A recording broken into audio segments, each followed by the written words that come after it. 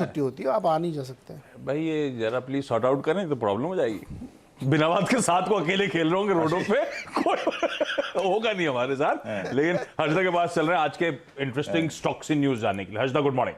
Morning आशीष। आज शुरुआत करेंगे मदरसन सुमी के साथ, जहां पर एक एक्विजिशन हुआ है, साइजेबल एक्विजिशन है ये।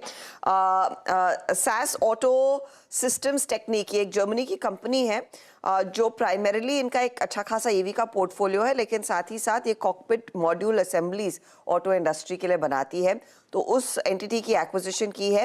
एंटरप्राइज वैल्यू करीब 540 मिलियन यूरो है, यानी कि आप 4800 करोड़ के आसपास इसकी ईवी समझे। ईपीएस एक्रीटिव है, कंपनी ने कहा है। साथ ही साथ सास का जो रेवेन्यू था वो लगभग 4.4 बिलियन यूरो था, रफली 7,940 करोड़ के आसपास तक का। मार्जिन्स 11.5% के आसपास रहे हैं। ये इनफैक्ट सामिल के FY23 रेवेन्यूज में कंट्रीब्यूट करता हुआ दिखाई दे सकता है, या फिर 10% उसका एक रेवेन्यू रहेगा। तो साइजेबल एक्विजिशन है और उस पर आज सबसे पहले मार्केट रिएक्ट करता हुआ दिखाई देगा।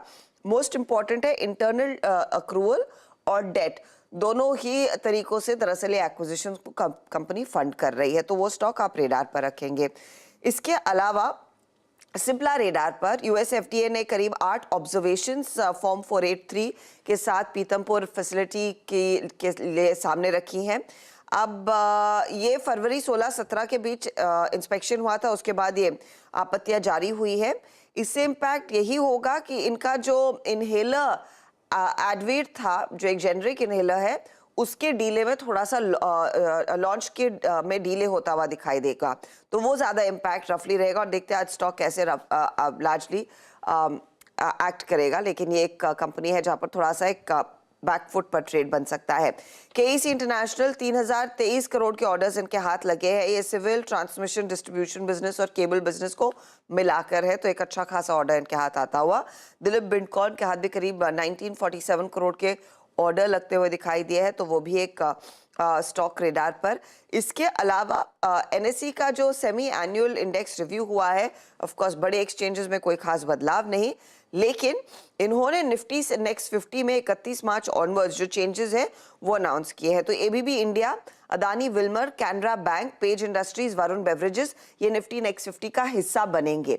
अब बाहर जो निकले हैं उसमें बंधन बैंक है, बायोकॉन है, एम्फोसिस है, ग्लैंड फार्मा है और पेटीएम है, तो उन पर भी कुछ फ्लोज का इम्पैक्ट आता हुआ दिखाई दे सकता है, क्योंकि कुछ फंड्स और कुछ म्यूचुअल फंड्स वो निफ्टी नेक्स्ट 50 को तवज्जो देते हैं दरअसल अपनी पोर्टफोलियो प्लानिंग में, तो वो स्टॉक भी रेडार पर।